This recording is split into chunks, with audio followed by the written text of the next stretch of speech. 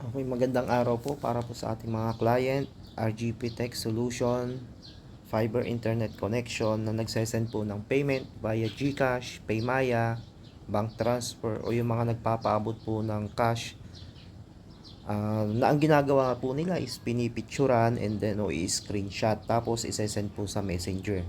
Sa ngayon po hindi na po natin siya gagawin ganon, direkta na po natin siyang isesend via portal o doon sa website natin. Ang kailangan lang po nila is mag-open po sila ng browser, any browser po sa cellphone po nila, katulad nito halimbawa Google Chrome, and then itatype lang po nila dyan rgptechsolution.net. Pupunta po sila dito and then log in. Sa mga hindi po nakakaalam ng kanilang username o password o sa mga nakalimutan na po yung username and password nila, message nyo lang po ako.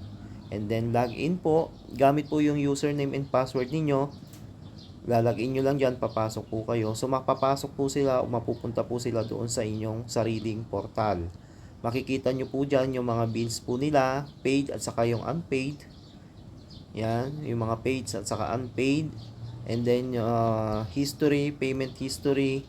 Nandiyan dyan po kung paano nyo binayaran via GCash o Paymaya or cash. Nandiyan dyan po yan. O balik po tayo doon sa billing.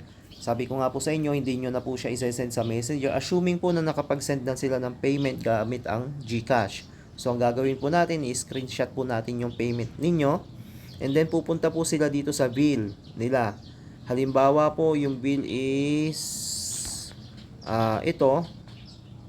Pay. Open lang po nila. Nakalagay po dyan yung due date ninyo and then yung kung magkano po yung babayaran. So, 1,500. Pay now. Select lang po sila and then GCash. Ito po yung GCash namin, yung QR code.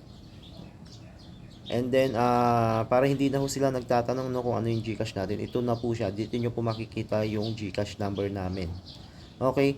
And then amount to pay is 1,500 pesos. Kung magkano yung bill, 1,500 pesos. And then dito nyo na po i-upload yung screenshot. So choose file, open lang po nila and then i-select lang po nila yung screenshot. So halimbawa ito po yung payment, select lang po nila and then send. Ayan po, hintayin lang po nila. Okay, lalabas po sila doon.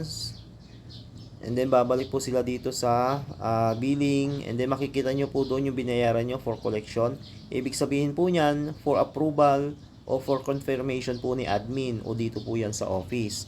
So within 24 hours po malalagay po dyan na paid na. So hindi nyo na po kinakailangan na mag-send ng payment via messenger. Dito nyo na po siya gagawin. Ang advantage po nito, nakamonitor po at nakikita nyo po dyan kung bayad na kayo o hindi pa. And then para ho maiwasan na maputulan ho kayo, kasi ho sa messenger natatabunan ho sa dami personal account ho kasi yon. Marami ho tayong mga personal message din and then yung mga nagsasend ng payment minsan natatabunan. So hindi na natin mamomonitor. So kahit bayad na, minsan ang nangyayari is nami-message pa rin namin, sinisingil pa rin ho ulit. Para maiwasan ho yung mga ganon, ito na ho yung gagawin nila. Sa mga nakalimot po ng password at saka yung username, i-message nyo lang po ako. So, ganun lang, yun lang. Maraming pong salamat. Follow na lang po itong procedure na ito. Salamat.